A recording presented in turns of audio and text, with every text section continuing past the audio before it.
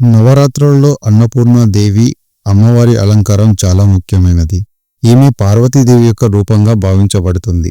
నవరాత్రుల్లో అమ్మవారిని అన్నపూర్ణాదేవిగా అలంకరించి పూజిస్తారు. అన్నం అంటే ఆహారం, పూర్ణ అంటే నిండుగా అని అర్థం. అంటే ఆహారంతో నిండిన తల్లి అని అర్థం. ఒకానొక సమయంలో సృష్టిలోని భౌతికమైన విషయాలన్నీ కేవలం బ్రహ్మ మాత్రమే అని శివుడు అంటాడు. ఆ మాటలు పార్వతీదేవికి బాధను, కోపాన్ని కలిగించాయి. ఎందుకంటే ఆహారం జీవించడానికి ఎంత అవసరమో ఆమెకు తెలుసు.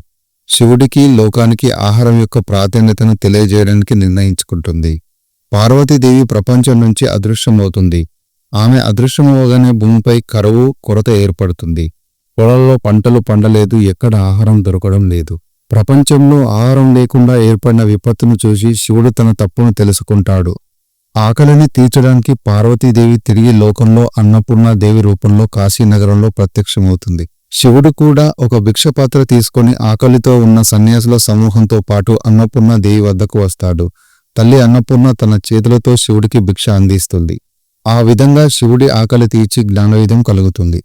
నవరాత్రుల్లో అన్నపూర్ణాదేవిని పూజించడం వలన ఇంట్లో ఎప్పుడూ ఆహారానికి కొరత ఉండదు మరియు సంపద, సంతృప్తి లభిస్తాయని భక్తుల నమ్మకం.